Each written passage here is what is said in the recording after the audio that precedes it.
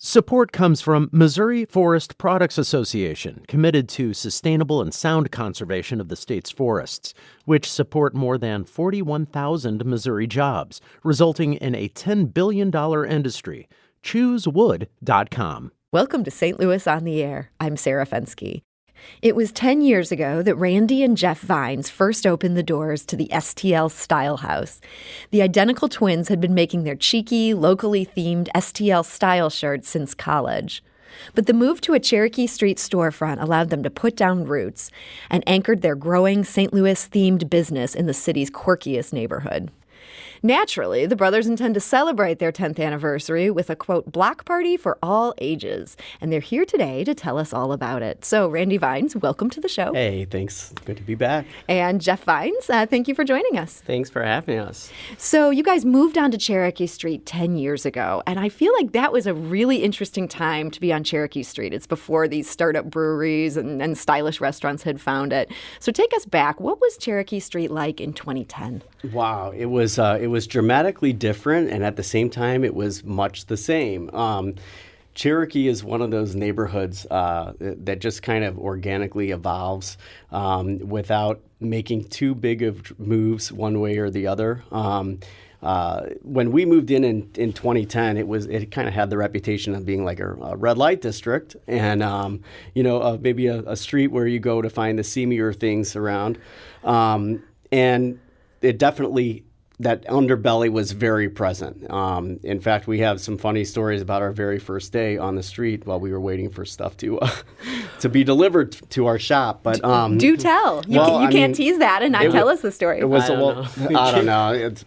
The very first day we moved into our first storefront right at Cherokee and Compton, we were outside waiting for a couch to be delivered, and a young lady walking the streets, or should I say working the streets, came up to us and said, "Hey, are you guys twins?" And we said, "Yeah, we're twins." And she said, "Oh, I'll do you both for $50." So you asked, I told. I did ask, in fairness. So Cherokee Street was a bit wilder back in the day, but still kind of that creative energy. Definitely, and what I think is really cool about Cherokee is it kind of hasn't lost any of that flavor either. There's a lot more going on the street, and there's a lot of greater diversity and more people contributing to its rebirth. But there's still places for everybody and everything. So that you never really, it's a mixed bag of experiences, and that's what has always inspired us about it and continues to. It's definitely not the suburbs, and that's why we are drawn to it. And you guys grew up in the suburbs. We did. When did you realize, you know what, we're city people. Let's get us to St. Louis. As early as we can remember. Before we could even drive, we used to hop on the bi-state bus from our house in Creve Coeur and just ride it all over to different neighborhoods and explore Washington Avenue, long before it was redone as the Loft District, and it was also a pretty seedy part of the city. And we used to take pictures with a 35 millimeter camera, and just all these great angles and urban scenes that you could not find where we grew up, and we just always were captivated by it. But it was really in high school when we produced a TV show that was only on St. Louis City Cable. It was a local origination show, and it was a zany, unpredictable live 1-hour comedy show that we did with our friends. And we couldn't even watch it because it only aired on City Cable. But it gave us an opportunity to be in the city every single week. We really got to know it on a very personal level, much deeper level than most kids from West County. Mm-hmm. And so you always knew you wanted to be in the city, but did you always have this sense of, we need to be doing these T-shirts? Yeah, we were looking for shirts to wear to represent the pride that we felt for our city, but we couldn't find any. So we just started designing our own.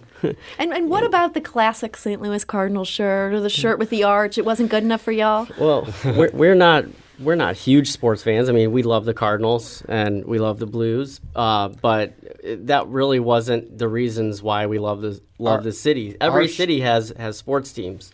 Our shtick is much more with the city itself and what makes St. Louis stand out and full of character and distinction that we think deserves some representation in the form of, in our case, it started out as apparel. Now it's expanded to a lot more than just that. Yeah. And give us a sense, what are some of the things you're doing other than these things you started with? I think a lot of people, they think of us, STL-Style and the Style House, our shop, as being like a St. Louis apparel company, which I guess we are. We have a lot of St. Louis themed T-shirts and all of that.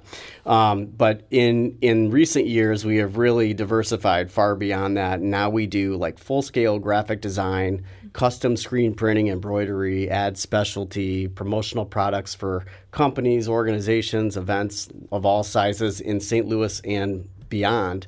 So that's really now has replaced our initial retail, component with as a central revenue stream for our business. And some of these works for hire you're doing, are you doing those with that same wit that you bring to the stuff you're selling at STL Style House? I think, and actually there's value in having a storefront, which we still do great with walk-in traffic. I mean, but that's how we're known. That's our face to the city and to the world. So people hit us up because they know of our T-shirt line and the St. Louis themed stuff that we do, and they want that style that kind of applied flavor to their merchandise. So it's not just people who like your artistic sensibility; they really like your overall. Yeah, just the whole ethos, and it's not, you're not just buying products. You could get anybody that could screen print shirts, any company, but with us and a small brick and mortar business in a neighborhood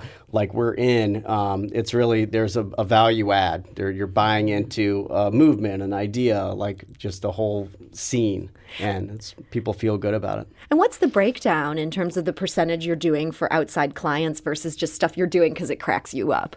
I would say, 65 custom. Something. You just had to ask that, Yeah. I want my stats here. I would say probably like 65% of our business would be custom, under the custom umbrella. And then, very significant portion is retail trade. Yeah. And then there's some other wholesale. We do wholesale. And we also do other things like tours, guided tours. Civic engagement. We speak to schools. We do walking tours of Cherokee Street. We do tours for Wash U Parents Weekend and a whole host of other stuff. You guys really, you're sort of like this two-man brand where people know that you love St. Louis, but they also know that you love it in the warts and all kind of way. You're not just pretending things are perfect here. You're kind of having fun with some of the things that aren't perfect here. Definitely. Is that something where sometimes you feel like people just don't get it and they think you're being negative? I absolutely do. I think a lot of times you hear these slick civic slogans and marketing campaigns that try to just shine a spotlight on all the great positives, which there are so many, and we're the first to drink the Kool-Aid and thinking St. Louis is amazing. But I think being authentic and truly devoted to the city as we are, you can't ignore the kind of the less than savory qualities about the city. And I think just like anything, cities are byproducts of the people who live in them, and vice versa. And I think that kind of character and identity is really important to capture. And it gives us a sense of purpose. I mean, we feel like we really matter here, that we can help shape and make a difference in this city, and we are inspired and energized by living in a work in progress. And imperfections are sexy. Yeah. We're talking to Randy Vines and Jeff Vines of STL-Style and the STL-Style House, which is now celebrating 10 years as a brick and mortar on Cherokee Street. Some of the specific St. Louis traits and idiosyncrasies that you've shouted out are, quote, 4 family flats, dudes in leisure suits, cobblestone alleys, graffiti walls, Metrolink trains, toasted ravioli, that muddy river, and over 250 years worth of soul packed into this city's streets. What are some other things you'd add to that list of just St. Louis things that maybe other people don't appreciate, but you guys are pretty big on? I mean, just the characters that we encounter on an almost daily basis. Think about all the people who've come in our shop over the years who've tried to sell us random things. Yeah, and just like those intangible experiences and encounters with everyday St. Louisans that just are quintessentially St. Louis. And I know we're not the only ones who appreciate these qualities because, even, other publications and people post on social media a picture that really just captures the essence. This is so St. Louis, or that's so South Side, or something like that, whether it's a 76 Cadillac with 7 mattresses stacked to the roof. And expired temporary tags from 2018. Oh, you have to have those. Yeah. Or a guy who came in January trying to sell us frozen turkey that his mother made for Thanksgiving the year before. And it was really good. You bought it? I'm sure. No, he no. said he told us swears it's by really it. good. Yeah, he said it was good. It was a pretty good pitch, but we declined the offer. What's something you don't like? If you could change one thing about St. Louis, what would it be? That's a very loaded question. It's a long list. There's plenty. I would say maybe lack of real vision for the region. I think dynamic leadership is something that is sorely needed in this metropolitan area. And leadership and vision and dynamism, and also kind of a better civic self-esteem. And I didn't coin that phrase. I think it was actually Scott Ogilvie, former alderman, who was on a show at this very studio with us when he mentioned that phrase, and I think it stuck with me. And the civic self-esteem is important to any place, any city, and especially a city with such a multi-layered identity and persona like St. Louis. I think that the people who live here need to appreciate what makes it a great place, and also where we stand to improve.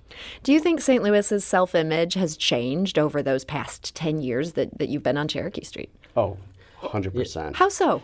I think it's twofold, actually. It's both in a positive way and negative. I know that we are perennially in the top 1 or 2 for highest homicide rate in the country, and that really deals a blow to our image nationally. And a lot of people love to sulk in that and just rub it in and grind it in. On the other hand, people we meet in the city, I think, are more excited and hopeful about the city than ever. And this is going back even before our shop, but there was an organization called Metropolis St. Louis back in the late '90s, early 2000s, and in fact, I was a president of Metropolis for one term back in 2002, I think it was. But the slogan for that organization was "The city is back, back the city," and it was these diehard city loyalists who really saw beneath all the stigma and the stats and everything, and they really believed in the city and really wanted to see it come back and bounce back. And I think since those days, the reason an organization like Metropolis ceases to exist is because it really doesn't have to. I think a lot of people recognize the advantages to city living and the amazing lifestyle that a city like St. Louis can afford. And we have a lot of work to do, though, to make it equitable. To get our national image to catch up with how we feel about the city, and that work is never done. There's a number of neighborhoods now in certain parts of the Central Corridor and even some near parts of the South Side where there are bidding wars going on for houses. There are just, family after family that maybe back in the day would have stayed in the suburbs. They're now following this movement that you guys were a part of, and they're putting down roots in the city. And it seems like I think census numbers are showing we're becoming a more affluent city because of that. Do you worry that even as this is helping fix up some of these neighborhoods, that we're losing some of the grit that first attracted you to this city back when you were kids in Creve Coeur? I really am not too worried about that. I think St. Louis is pretty stagnant in terms of population as a region. So until we see real sustained growth, I don't think we're going to have the pressures and the extremes that you see in coastal cities. And throughout our lifetime, St. Louis and cities like it, it's not just St. Louis, it's a lot of Rust Belt cities like Cleveland and Pittsburgh and Detroit and Baltimore, these other cities with similar dynamics.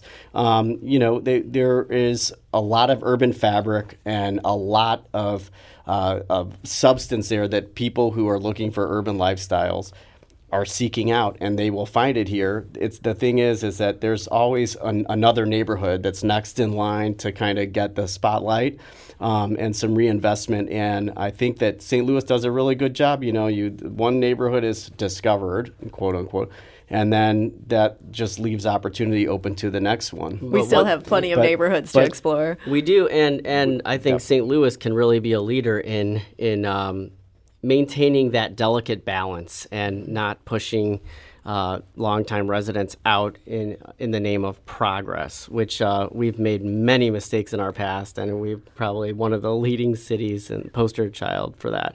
But Cherokee Street is, I would say, is a microcosm of what St. Louis can be, with a consciousness of keeping longtime residents and welcoming new businesses and residents. Mm-hmm. So on a much less serious note, you guys have a big celebration coming up at the end of this month. Tell us a little bit about what makes this a block party for the ages. Well, we thought, what better way to kind of usher in our 1 decade in business on Cherokee Street than to throw a St. Louis-style block party, because the city is famous for them, and Cherokee Street especially knows how to throw down, and so that's exactly what we're going to do. We've got some great musical and entertainment acts lined up, and I don't know if you want me to mention those, but sure. So Brothers Lazaroff and the Bronx Cheers and M-Double, Susie Q. Out Her Events. Oh, Out Her Events, yeah, DJ Prospect. We've got Poptimism food truck, and then more food to be announced soon. Yep. We've got Maxi Glamour, Blair Warner, and Havoc all doing kind of sideshow burlesque. And our neighbors Golden Gems and Flowers and Weeds are joining in the fun, maybe 10th Life and Floodplain as well. And Earthbound Brewery, Wellbeing Brewing Company, and potentially many other partners to come. So is this something where you can just show up that day? Yep. Classic block party, yeah, no tickets? During the day, we say 12 to 5. It'll probably go later than that, but we want people to feel like they can swing by casually, bring any family, friends from far and wide. Well, Randy Vines of STL-Style House and STL-Style, thank you for joining us today. Thanks so much. And Jeff Vines of STL-Style, thank you for being here. It's our pleasure. This is St. Louis on the Air on St. Louis Public Radio, 90.7 KWMU.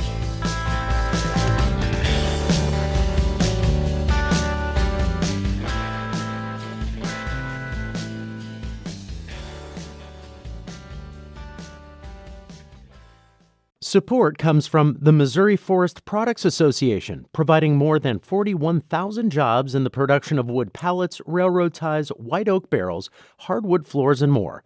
Details at choosewood.com.